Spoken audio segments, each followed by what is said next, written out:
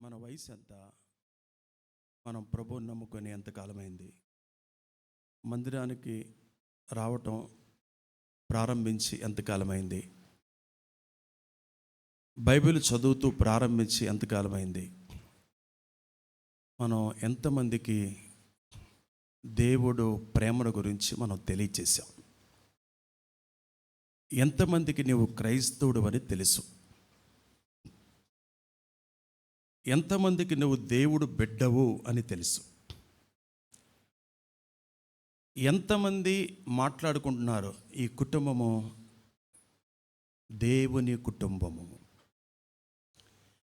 ఈ వ్యక్తి దేవుడికి సంబంధించిన వ్యక్తి అని ఎంతమంది చెప్పుకుంటున్నారు? నేను ఎక్కువ సమయం మాట్లాడడానికి లేక నేను లోతుగా మిమ్మల్ని తీసుకెళ్ళే అంత జ్ఞానిని కాదు. ఏదైతే నేను తెలుసుకున్నానో, ఏదైతే నేను అనుభవిస్తున్నానో అది మాత్రమే మీకు చెప్పగలను. సిరియా రాజు కుష్ఠరోగముతో బాధపడుతుంటే ఇశ్రాయేలు దేశం నుండి బానిసగా తీసుకొచ్చిన ఒక చిన్నది అనే బైబిల్లో మనం చదువుతున్నాం. వినండి రాజుల గ్రంథములో 5వ అధ్యాయములో మనం చూస్తున్నాం. చిన్నది అంటే వాడుక భాషలో ఒక పడుచుది అని ఉంటుంది. ఒక పడుచుది అంటే దాని అర్థం ఏంటంటే యుక్త వయసులోకి వచ్చిన ఒక అమ్మాయిని. చిన్నపిల్ల పనిచేసిద్దా? చేయలేదు కదా.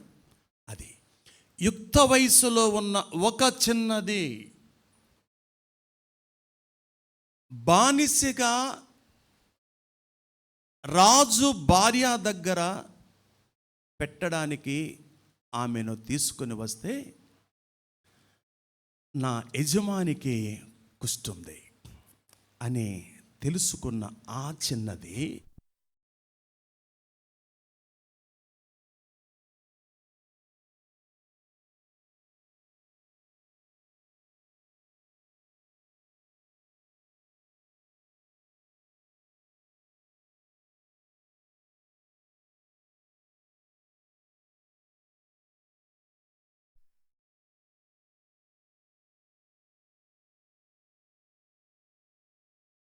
నేను జస్ట్ స్టోరీ లాగా చెప్తాను, మిమ్మల్ని చదివించట్లేదు. ఇదంతా 2వ రాజుల గ్రంథం 1వ అధ్యాయం నుండి మీరు చదువుకోవచ్చు. ఇదంతా తెలిసిన స్టోరీ. కానీ గమనించండి, ఆ చిన్నది నా యజమాని అని భావించింది. నా యజమానికి ఏముంది? కుష్ఠుంది. ఫలానా పట్టణంలో ఒక సేవకుడు ఉన్నాడు, పట్టణంలో ఒక ప్రవక్త ఉన్నాడు, అతనికి కౌరు పంపిస్తే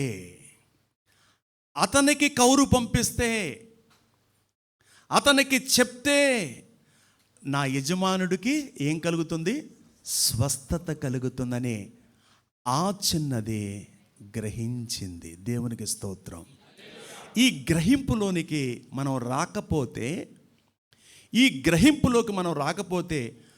మన కళ్ళ ముందు చాలామంది మరణాలు మనం చూడాల్సి వస్తుంది. ఈ గ్రహింపు మనకు లేకపోతే వాళ్ళు రక్షణ పొందకుండానే, స్వస్థత పొందకుండానే, బాగుపడకుండానే యేసు ప్రభు అంటే ఎవరో మాకు చెప్పలేదు, ఆయన ఇంత ప్రేమ గలవాడా, ఇంత జాలి గలవాడా, అదేదో మేము మతం అనుకుంటున్నాము, అదేదో చర్చ్ అనుకుంటున్నాము, అదేదో వాళ్ళు బొట్టు పెట్టుకోరు అనుకుంటున్నాము, వాళ్ళు అది ఇది అనుకొని భ్రమలో బ్రతికేశాము. ఈయన ఇంత శక్తిమంతుడు, ఇంత స్వస్థత పడతారు, ఈయన యందు విశ్వాసం ఉంటే చాలు అన్న విషయం మాకెవరూ చెప్పలేదు అని అనకూడదు. ఎవరు నిన్ను బట్టి అనకూడదు, నన్ను బట్టి కూడా అనకూడదు, సంఘాన్ని బట్టి కూడా అనకూడదు. ఈ షాలోమ్ ఎవాంజలికల్ ఫెలోషిప్ సంఘం ఒక భార్యాభర్తల మీటింగ్ పెట్టిందండి. అబ్బా, ఆ భార్యాభర్తల మీటింగ్కి నేను వెళ్ళాను. ఆ భార్యాభర్తల మీటింగ్కి వెళ్ళిన తర్వాత మేము భార్యాభర్తలు ఇద్దరం ఆ పెళ్ళైన కొత్తలో ప్రేమించుకున్న దానికంటే ఇప్పుడు ఎక్కువ ప్రేమించుకుంటున్నాం అని నువ్వు చెప్పగలగాలి.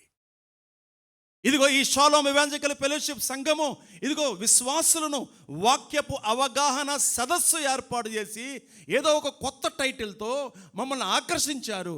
దేవుడు ఈరోజు నాకు నెమ్మదిచ్చాడు. ఈ షాలోమ్ ఎవాంజలికల్ ఫెలోషిప్ ఏదో ఒక గ్రౌండ్లోనో లేక గ్రౌండ్లో పర్మిషన్ లేదని ఒక కళ్యాణ మండపంలోనో ఒక కమ్యూనిటీ హాల్లోనో ఒక మీటింగ్ ఏర్పాటు చేస్తే మా ఇంటి పక్కన ఉన్న వాళ్ళు ఎవరో చెప్పారు, మా షాలోమ్ ఎవాంజలికల్ ఫెలోషిప్ వాళ్ళు ఎలా చెప్పారు, మీటింగ్ పెట్టుకున్నామని మీరు కూడా ఆహ్వానించండి అని చెప్పారు, అందుకే మిమ్మల్ని మేము ఆహ్వానిస్తున్నాము అని వాళ్ళు చెప్పారు. మేము కూడా వచ్చాము. అక్కడికి వచ్చిన తర్వాత ఎన్నో సంవత్సరాల నుండి బాధపడుతున్న మా సమస్య నాకు సమాధానం దొరికిందని అని చెప్పకపోతే క్రీస్తు న్యాయపీఠ ముందు మనం నిలబడే రోజు ఒకటి ఉంది. జవాబు చెప్పాలి. ఆ చిన్నది ఏం చేస్తుందో ఇప్పుడు చదవండి. 3వ వచనం, 2వ రాజుల గ్రంథం 5వ అధ్యాయం 3వ వచనం.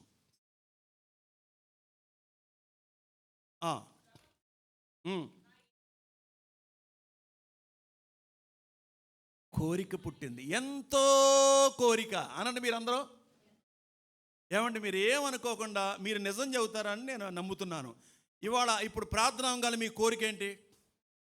అబద్ధం ఆడద్దు. నిజంగా మనసులో ఉన్న చెప్పేసండి. ఏమండి అబద్ధం ఆడద్దు, మనసులో ఉన్న చెప్పేసి ఈ ప్రార్థన అయిన తర్వాత మీ కోరిక ఏంటి?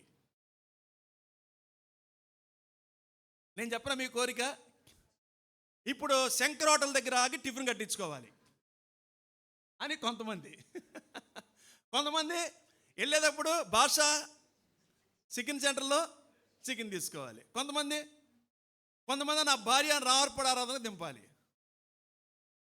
కొంతమంది ఇంకా అలా చెప్పుకుంటూ ఉంటే చాలా టైం పట్టిద్ది. చూడండి, కోరిక, ఆ కోరిక ఈ కోరికే ఉండాలి.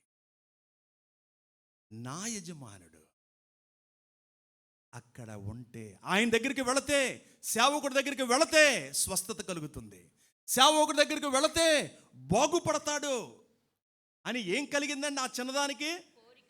కోరిక. తర్వాత చదవమ్మా. అతడు నా ఏలిన వానికి కలిగిన కుష్ఠరోగము బాగు చేయనని తన యజమానురాలుతో అనెను. యజమానురాలుతో చెప్పింది. ఎంత ధైర్యం అండి ఆ బానిస పిల్లకి!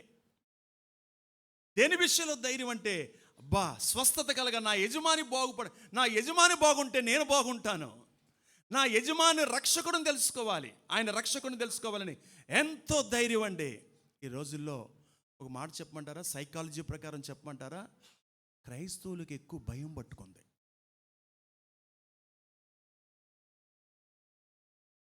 మీరందరూ చక్కగా కూర్చోండి, నడుము చక్కగా కుర్చీ కానిచ్చండి, స్ట్రైట్గా మెడబెట్టండి. ఈ రోజుల్లో ఆ వీడియో ఈ వీడియో చూసి, లేకపోతే అక్కడ కొడుతున్నారు ఇక్కడ కొడుతున్నారు, ఇవన్నీ చూసి ఎక్కువ భయం ఆవరింపు కలిగింది. ఇప్పుడు నేను మాట చెప్తాను.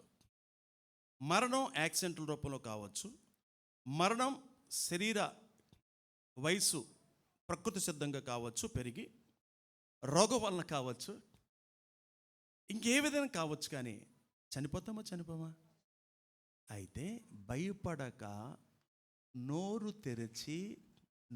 తెరచి మీరు మాట్లాడగలిగితే, చచ్చిపోయిన ప్రభు కొరకు మరణించినటువంటి మీరు హతసాక్షుల లిస్టులోకి మీరు రాగలరు. కానీ మన ప్రజలు చంపే అంత మనుషులు కాదు. ఆ కోరిక కావాలి, తపన కావాలి, ఎంత ధైర్యం! ఏదేమైనా కానీ మంచి చేయాలనే ధైర్యం, ఏ విధముగా అయినా కానీ బాగుపడాలన్న యజమాని అనే ధైర్యం, ఆ ధైర్యం ఎవరు ఆపలేరు. దేవునికి స్తోత్రం. ఒక రిఫరెన్స్ చూపిస్తా, మంచి రిఫరెన్స్. సామెతల గ్రంథం చూడండి, మైకులో చదవండి. సామెతల గ్రంథం 14వ అధ్యాయము 26వ వచనం. సామెతలు 14:26. యెహోవా యందు భయభక్తులు కలిగి ఉండుట బహుధైర్యము పుట్టించును. హల్లెలూయా. ఏం కలుగుతుంది స్వీటీ? బహుధైర్యము కలుగుతుంది. విన్నామా? ఏం కలుగుతుంది? ధైర్యం కాదు, ధైర్యం కాదండి. ఏ ధైర్యం? బహుధైర్యం. ఏమంటే ఆ ధైర్యం ఉంటే మనం బతికేయచ్చా? ఊరికి అనుకుందాం, భోజనం వండుకుందాం, 2 రకాల కూర వండుకుందాం, ఏమంటే మామిడికాయలు కూడా రెడీగా ఉన్నాయి, ఓకే, చికెను ఫిష్ రెడీగా ఉంది. ధైర్యం లేదు. అసలు వెళ్ళిద్దా, దిగిద్దా, అరిగిద్దా? ధైర్యం ఉంటే ప్రపంచాన్ని గెలవచ్చు. ధైర్యం ఉంటే ముందుకి వెళ్ళు. అందుకే అన్నాడు యెహోవా యందు భయం. యెహోవా యందు భయం ఉంటే తర్వాత బహుధైర్యము. బహుధైర్యం. ఈ పిల్లకి చూడండి ఎంత ధైర్యం అంటే ఆ దేశస్థందరికీ తెలిసిపోయింది నిజమైన రక్షకుడున్నాడు, నిజమైన దేవుడున్నాడు, ఇక్కడ ప్రవక్త ఉన్నాడు, ఆయన దగ్గరకు వెళితే ప్రార్థన చేస్తాడు. ఈ రోజుల్లో మనం కూడా ఏం చెప్పాలంటే, ఒకవేళ మీకు చెప్పడం ఒకవేళ సిగ్గైతే, భయం అయితే, మొహమాటం ఉంటే మీరేం చేయాలో తెలుసా?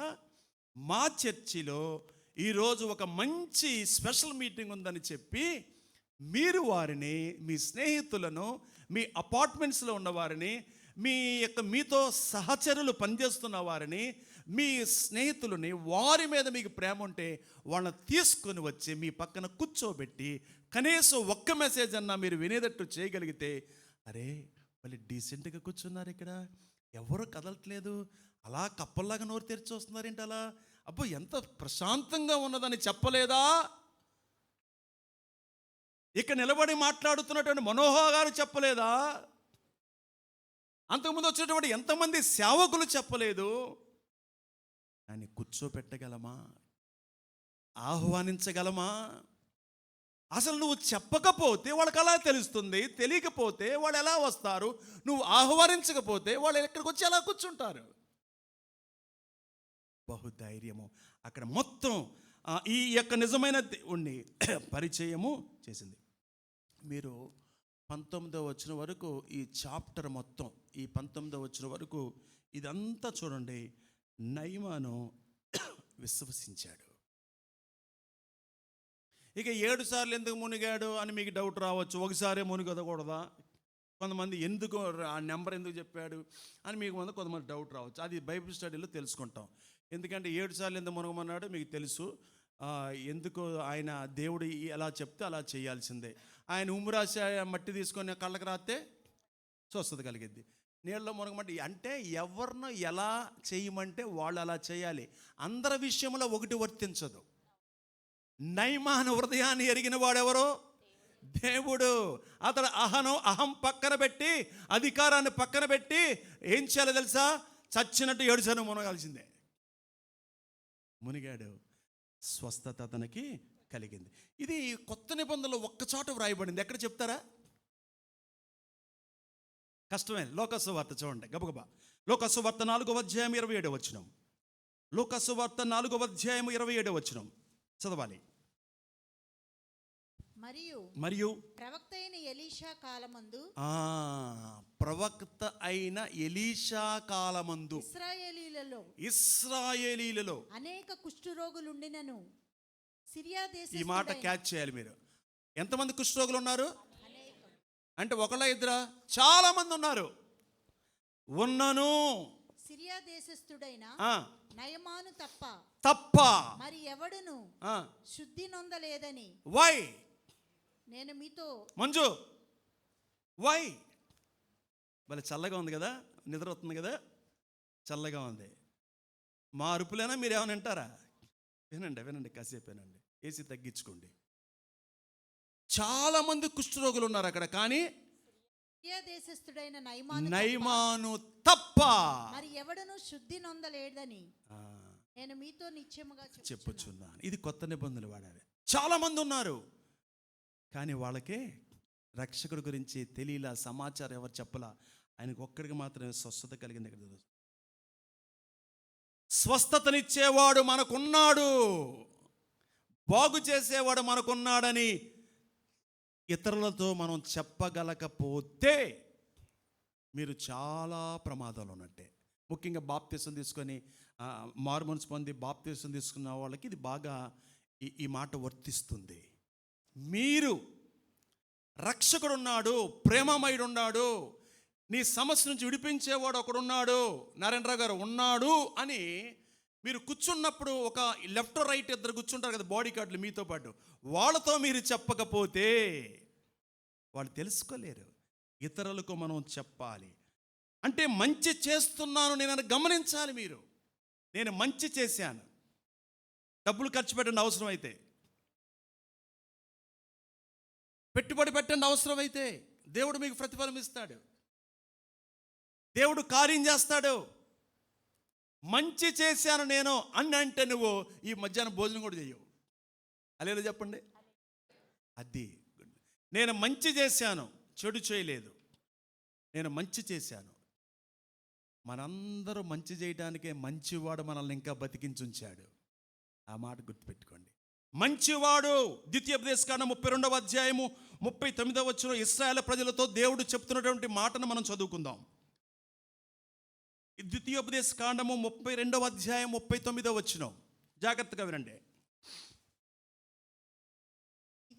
ఇదిగో నేనే దేవుడను. ఇదిగో నేను. ఎంత ధైర్యం అండి ఆయనకి, ఆయన దేవుడు. ఇదిగో నేనే దేవుడు. నిరాశలో ఉన్న వారులారా, నేను అన్నాడు. నేను అనేవాడు ఉన్నాడండి. నేనే దేవుడను. నేను తప్ప వేరొక దేవుడు లేడు.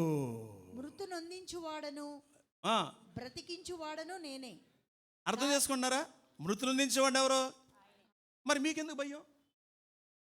బ్రతికించేవాడు ఎవరు? ఆయన. ఇంకే మీకెందుకు భయం? తర్వాత గాయపరచువాడను, గాయాలు చేసేది ఎవరు? ఆయనే. స్వస్థపరచువాడను నేనే. అదే కదా తుమ్మల గంగాధర గారి విషయంలో జరిగింది. ఏమండి, తుమ్మల గంగాధరరావు గారు ఎవరు బైబిల్ ఇవ్వలేదండి, ఎవరు యేసు గురించి చెప్పలేదండి. ఇంకా పైగా ఐపీసీ గుణదల వాళ్ళు వీధి సువార్త చేస్తుంటే రాళ్ళు వేసారండి. కానీ ఎవరిని ఎలా టచ్ చేయాలో దేవుడికి తెలుసు. గొడ్డలతో 2 కాళ్ళు నరికించి, ఒక దెబ్బ, ఒక ముట్టికేస్తేనే మనం అల్లాడిపోతాం. ఆ కబోర్డు నెత్తికి తగిలితేనే వరలక్ష్మి, మోగ చెయ్య గోడకు తగిలితే ఎవరు అన్నారంట కాపురం అలా ఉందంటారంట. మోచెయ్య ఎప్పుడు తగిలిందా? కరెంట్ షాక్ కొట్టిందా?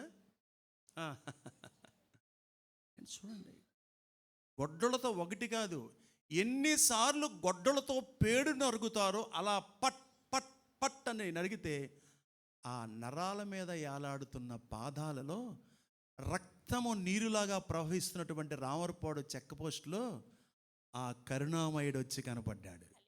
హల్లెలూయా. అది టర్నింగ్ పాయింట్. అలాగే మగతలో దర్శనం అంటారు దాన్ని. నిద్రలో లేడుగా ఆయన. అదే దర్శనం అంటే మనము మెలకుగానే ఉంటాం, కళ్ళు మూసుకుంటాం, ఒకటికి మనకు కనపడిద్ది, అది దర్శనం. నిద్రలో వచ్చేది కళ. గుర్తుపెట్టుకుని రెండింటికి ఉన్న వ్యత్యాసం. ఆయనకి దర్శనంలో దేవుడు కనిపించాడు. ఇది కనపడుతున్నాడు. ఆ బాధలో ఏదేమైనా పర్లా, నా భార్య నా పిల్లలను నేను చూసుకుంటే చాలు అని మనస్సులో, ప్రార్థన రాదు, ప్రార్థన అవ్వచ్చు, బైబిల్ తెలియదు, మనస్సులో అలా అనుకున్నాడంట. అంతే. మంట ఒక చిన్న బ్లేడు తెగితే దాని మీద ఏమన్నా భోంచేసేటప్పుడు కారం తగిలితే ఎలా ఉంటుందండి? సబా అంటారు, అవునా కదా? మరి మంటలు ఎంత భరించాడో మంటలు, అది అనుభవించినోడికి తెలుస్తుంది. ఆ మంటలన్నీ తగ్గిపోయినాయి. వెంటనే గుణదల్లో ఉన్న స్నేహితులు హాస్పిటల్ తీసుకువెళ్ళారు. ఇదేంటండి, మామూలుగా చెప్పి మార్చొచ్చుగా నన్ను, మీలాగా మీరందరూ ఎవరైనా నరికించుకున్నారండి? నరికించుకోలేదు. మరి ఆయన్ని ఎందుకు నరికించుకున్నారు?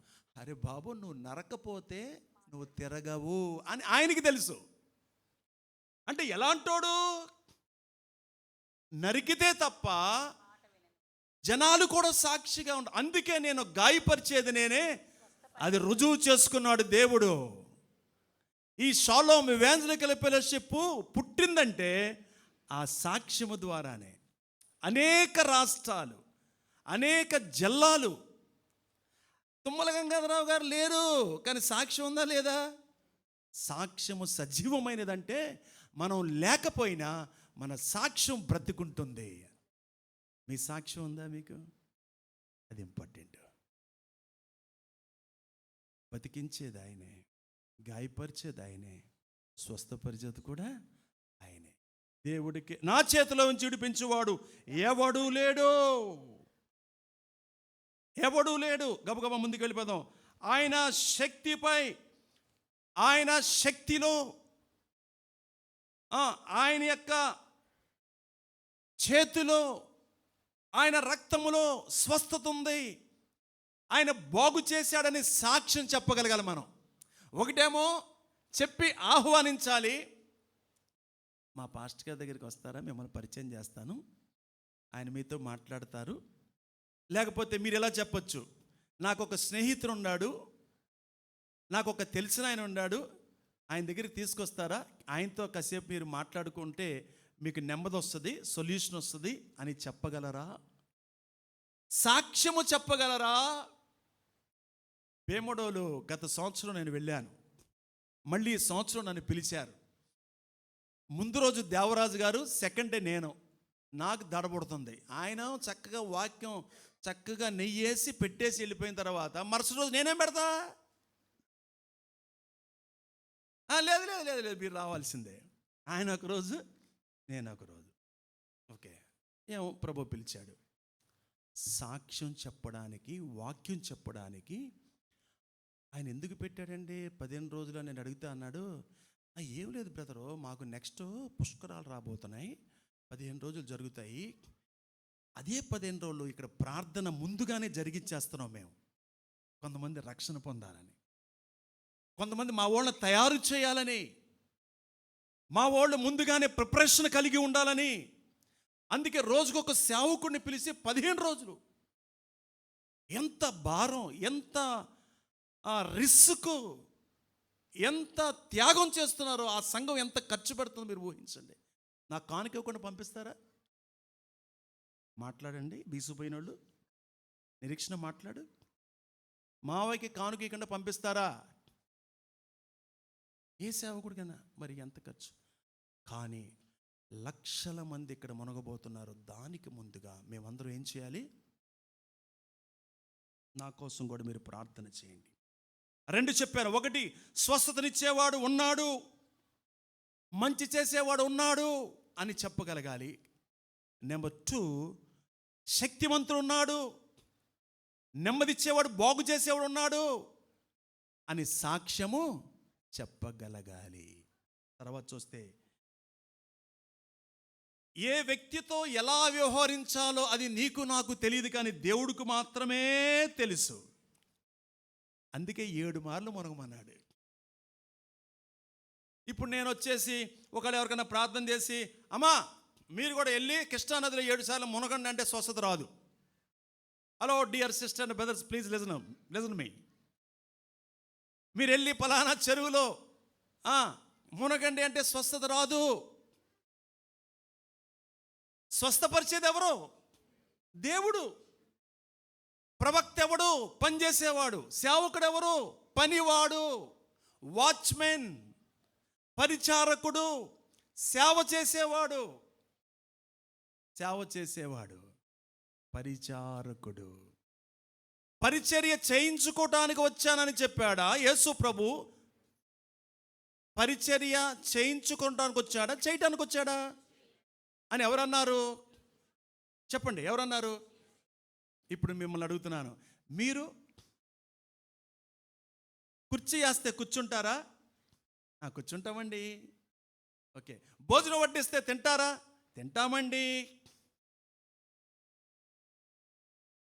మరి మీరు ఎప్పుడు వేస్తారండి? మీరెప్పుడు వడ్డిస్తారండి? మీరెప్పుడు రక్షక గురించి చెప్తారండి? మీరెప్పుడు ఒక బైబిల్ గిఫ్ట్ ఇస్తారండి? మీరు ఒక మంచి పుస్తకం ఇస్తారండి? పెట్టుబడి ఎప్పుడు పెడతారండి? మీరు ఎప్పుడు మీ దేవుడు ప్రేమను వాళ్ళకి పంచిస్తారండి? మీరు షేర్ చేస్తారండి? యాకోబు పత్రిక చూడండి, గబగబ 4వ అధ్యాయం 6వ వచనం. యాకోబు పత్రిక 4వ అధ్యాయం 6వ వచనం. సైలెన్స్.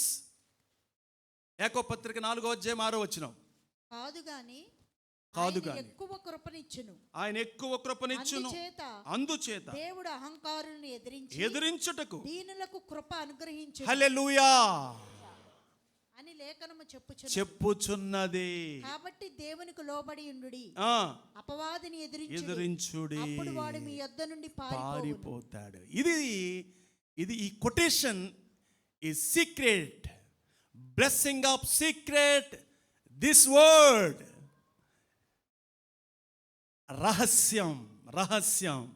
దేవుడికి లోబడి ఉండుడి. చెప్పండి పాపలో, నోటు తెరవండి. దేవుడికి లోబడి ఉండుడి, అపవాదిని ఎదురించుడి. స్వస్థతనిచ్చేవాడు, సాక్షిగా వాడుకునేవాడు, నిన్నొక పాత్రగా వాడుకునేవాడు. అందుకే ఈ సువార్తకరణ విషయంలో ఈ రోజుల్లో చాలామందికి పాపం అర్థం కావట్లా. ఇంకేం చేయాలి అర్థం కాక వాళ్ళు వ్యాన్లు వేసుకెళ్ళి, ఆటోలు వేసుకెళ్ళి చేస్తున్నారు. కానీ వ్యతిరేకతలు బాగా ఇబ్బంది పడుతున్నారు. కొద్దిగా ఆలోచనలో మార్చుకోవాలి. దేవుణ్ణి అడగాలి, ప్రభువా ఎలా చేయాలి, మేము ఏ వైఖరిలో చేయాలి అడగాలి. సువార్తీకరణ చేయడానికి పక్క గ్రామానికి వెళ్ళడానికి, పక్క రాష్ట్రానికి వెళ్ళడానికి ఇబ్బందికరమైన పరిస్థితుల్లో మనం ఏం చేయాలి? దేవుణ్ణి అడగాలి. మొట్టమొదటిగా ప్రార్థన చేయాలని నేను చెప్తున్నాను. మీరేమంటారు? ప్రార్థన చేస్తే దేవుడు మనకేమిస్తాడు? ఆలోచనలు ఇస్తాడు, సలహాలు ఇస్తాడు.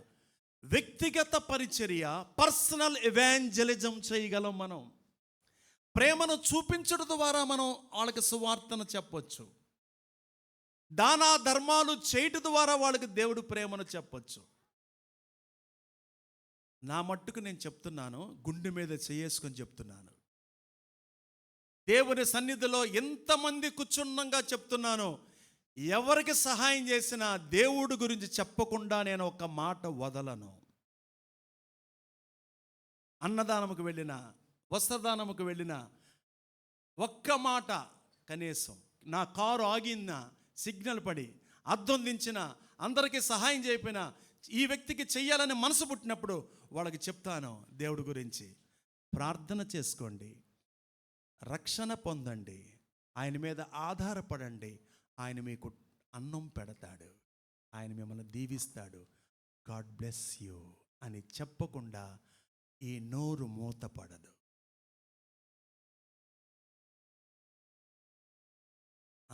గుర్తుపెట్టుకోండి అమ్మా. మనం ఎవరి గురించి ఎక్కువ మాట్లాడుతున్నాం, ఎవరి గురించి ఎక్కువ మనం ఆలోచన చేస్తున్నాం, ఆలోచించండి. మత్తయి సువార్త 25వ అధ్యాయం ప్రకారం మనం తప్పకుండా చెయ్యాలని మీకు చెప్పి నేను ముగిచ్చేస్తాను. అందుట్లో ఉపమానాలు ఉన్నాయి. ఏ ఉపమానాలు ఉన్నాయి? మత్తయి సువార్త 20వ అధ్యాయం ప్రకారం నేను షార్ట్కట్లో మీకు నేను చెప్పేస్తాను.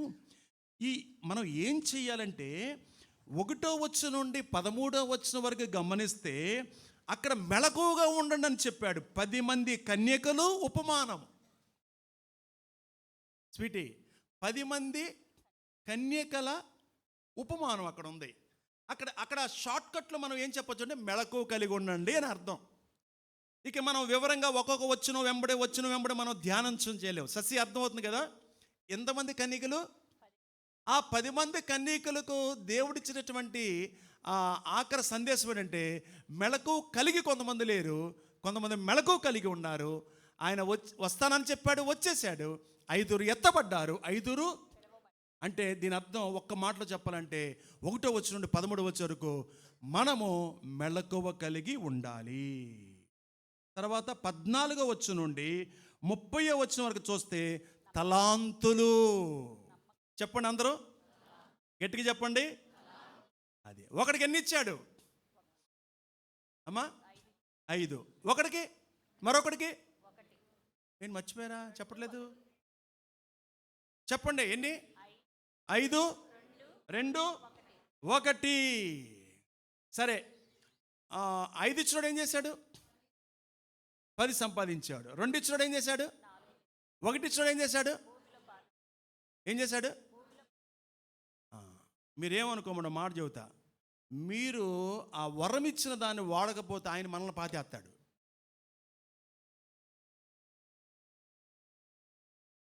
దేవుడు ఏ వరం నీకు ఇచ్చాడో నీకు తెలుసా? నువ్వు గ్రహించావా? అసలు నీ వరం ఏంటో నువ్వు ఇప్పుడు ధైర్యంగా ఎవరు నా దగ్గరికి వచ్చి నీ వరం ఏంటంటే నేను చెప్పేస్తాను టకటక. మీ వరం ఏంటంటే మీరు చెప్పగలరా? ఒకటి చెప్పొచ్చు, గుడ్, చప్పట్లు కొట్టండి, అయిపోయింది. కానీ వాడుతున్నామా? అది నీ వరాన్ని ఉపయోగిస్తున్నావా? నీ వరానికి షార్ప్ ఉందా? నీ వరానికి పదునుందా? అదే దేవుడు అడిగేది ఇక్కడ. అది మనం చూసాం. తర్వాత నెక్స్ట్ 3వది 31వ వచనం నుండి 46వ వచనం వరకు చూసినట్లయితే గొర్రెలు మేకలు అనండి అందరూ. మొదటి ఉపమానమేమో 10 మంది కన్యకల ఉపమానము. రెండవ ఉపమానము భాగ్యలక్ష్మి తలాంతుల ఉపమానము. మూడవ ఉపమానం ఏంటి? గొర్రెలు మేకలు. ఓకే, చూడండి. ఈ చెయ్య నాది ఎడమ చెయ్య, ఈ చెయ్య నాది కుడి చెయ్య. ఎడమ చెయ్యిని మనం ఎక్కువ వాడతామా, కుడి చెయ్యిని ఎక్కువ వాడతామా? దేవుడు కూడా కుడి చెయ్యిని ఎక్కువ వాడుతున్నాడు, ఎడమ చెయ్యిని ఒక్కసారే వాడబోతున్నాడు. నా కుడి చేతిలో ఏముంది? సుఖములు ఉన్నాయి. అందుకే మనం బ్లెస్ చేసేటప్పుడు కుడి చేతిని బ్లెస్ చేస్తాం. కొంతమంది సెంటిమెంట్ ఉన్న వాళ్ళు డబ్బులు ఆ చేత్తో కాదు ఈ చేత్తో ఇవ్వు అంటారు. నేను ఏ చేత్తో అయినా ఇచ్చేస్తాను, వాళ్ళు అన్నా ఈ చేత్తోనే ఇస్తాను అంటే ఇది ఆత్మీయ అర్థం తీసుకోవాలి. ఎక్కువ మనం కుడి చేతినే ఉపయోగిస్తాం, కుడి చేతిలో బలం ఎక్కువ ఉంటుంది, కుడి చేతితో మనం అన్నం తింటాం, సహాయం చేస్తాము, ఎక్కువ సపోర్ట్ తీసుకుంటాము. Blessing hand. ఎడం పక్కన ఎవరున్నారు? మేకలు. కుడి పక్కన ఎవరున్నారు? గొర్రెలు. గొర్రెలు చూసి ఏమంటున్నాడు, మేకలు చూసి ఏమంటున్నాడు అంటే మీరు లెఫ్ట్ రైట్ ఉన్న వాళ్ళు అలా లెక్కేసుకోమా అండి. ఈ మధ్యలో దారి ఉంచాము, ఎడం పక్కన కొంతమంది, కుడి పక్కన కూర్చున్నారు, అంతేగాని ఈ లెఫ్ట్ ఆ రైట్ కాదండి. అక్కడ ఏమన్నాడంటే, చదువుతారా ఆ వచ్చును ఎక్కడ? అప్పుడు రాజు తన కుడివైపున ఉన్న వారిని చూచి నా తండ్రి చేత ఆశీర్వదించబడిన వాళ్ళారా రండి రండి, లోకము పుట్టినది మొదలుకొని మీ కొరకు సిద్ధపరిచినవి సిద్ధపరచబడిన రాజ్యమును స్వతంత్రించుకొనుడి. హల్లెలూయా. ఇక్కడ మనం ఉన్నామా? కుడి పక్కన ఉన్నామా, ఎడమ పక్కన ఉన్నామా? ఇదిగో మొత్తం మీదే,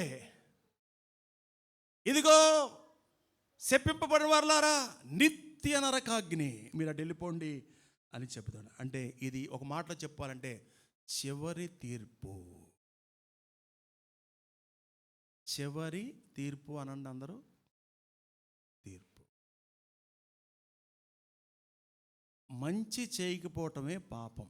బైబిల్ మూసేయండి, చెప్పండి అందరూ. మంచి చేయకపోవటమే.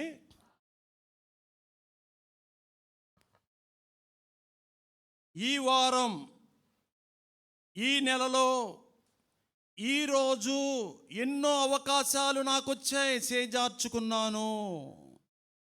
ఈ సంవత్సరం 7 నెలలు అయిపోయింది, 8వ నెలలోకి అడుగు పెట్టబోతున్నాను.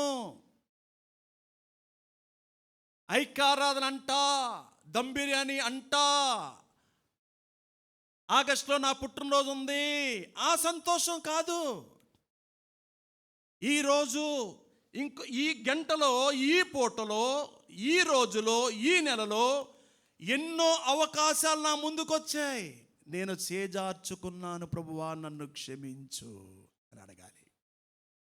చేయలేకపోతే, చేస్తే దేవుణ్ణి స్తుతించు. చేస్తే ఏం చేయాలి? Got my point? Please understand me. నువ్వు మంచి చేస్తే దేవుణ్ణి ఏం చేయాలి? స్తుతించు. మంచి చేయలేదా పశ్చాత్తాపపడు. ఆయన తీర్పు గురించి మాట్లాడుతున్నాడు. అది భోజనమా, బట్టలా, లేక క్షమించడమా, ప్రేమించడమా, ఏదో ఒక విధముగా చెయ్యగలిగి కూడా చెయ్యలేకపోవటం, ఉండిగిపోవటం, అలా మౌనంగా తప్పించుకుపోవటం, నాకెందుకులే అనుకోవటం, ఇది డేంజర్. దేవుడు యాక్సెప్ట్ చేయడు. వాక్యానుసారంగా మనం చూస్తే అలా ఉండిపోతే తప్పదు తీర్పు. అందుకే మనం క్షమాపణ అడగడానికి దేవుడు యాక్సెప్ట్ చేయడానికి ఆయన సిద్ధంగా. ప్రభువా నన్ను క్షమించు, ఇదిగో నాకు ముందు అవకాశం తీసుకుని వచ్చావు, ఇదిగో మా ముందుకి అవకాశం తీసుకొచ్చావు, నేను చేయగలను కాబట్టి చేస్తున్నాను, నేను చేయలేను, నా వల్ల కాదు, అంతే దేవుడికి తెలుసు. ఇదండి, ఇది మనకు నేర్పేది దేవుడి బాట. 25వ అధ్యాయం ప్రకారం అంటే మెలకుగా ఉండాలి, వరమును నిర్లక్ష్యం చేయకుండా, నిరాకరించకుండా వరాన్ని మనం వాడాలి. చివరి తీర్పులో ఏమంటాడో, ఏం పిలుస్తాడో, ఎక్కడికి పంపిస్తాడో మనం చూస్తున్నాము. మనం మంచి చేయడానికి పుట్టాం, మనం మంచి చేయడానికే బ్రతకాలి, మనం మంచి చేయడానికే పరుగులు తీయాలి. దేవునికి మహిమ కలుగునుగాక. షాలోమ్ ఎవాంజలికల్ ఫెలోషిప్ అని అందరానండి. టీజీఆర్ చారిటబుల్ ట్రస్ట్ అనండి.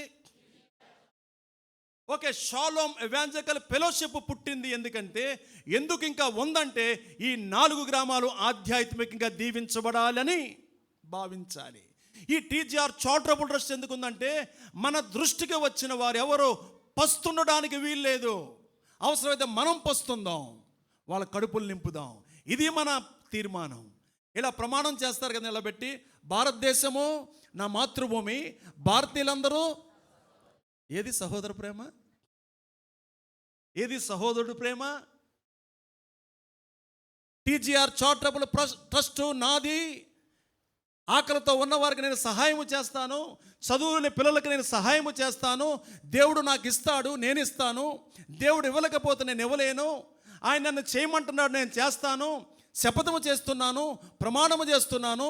ప్రజల కోసం, ప్రభువు కోసం ఈ తుమ్మల సత్యం అని నేను చెప్పినట్లుగా మీరు కూడా ప్రతిజ్ఞ చేయగలరా? నేను మరణిస్తే నా గురించి మీరు మాట్లాడగలరా? నేను మరణిస్తే నా గురించి మీరు ఒకవేళ గ్రీటింగ్స్ ఇస్తే, ఆదరణ కొడుకులో మీకు టైం ఇస్తే మాట్లాడడానికి మీరు పరిగెళ్ళు తీస్తారా? చేసిన దాన్ని బట్టే ఉంది సత్క్రియ అనండి అందరూ. ఆ చిన్నదండి ధైర్యం, ఆ చిన్నది అంటే మన తెలుగు భాషలో చిన్నదని ఉంది, కానీ వాడుక భాషలో మీరు వ్యాఖ్యానంలో చూసుకోండి, పడుచు పిల్ల అని ఉంటుంది. అక్కడ పడుచు పిల్ల చేసిన త్యాగం. ధైర్యంగా బ్రతుకుదాం, తలెత్తుకొని బ్రతుకుదాం, ప్రభు కోసం బ్రతుకుదాం. ప్రభు ఈ వాక్యం చేత మనల్ని బలపరచునుగాక. ఆమేన్. ప్రార్థన చేసుకుందాం.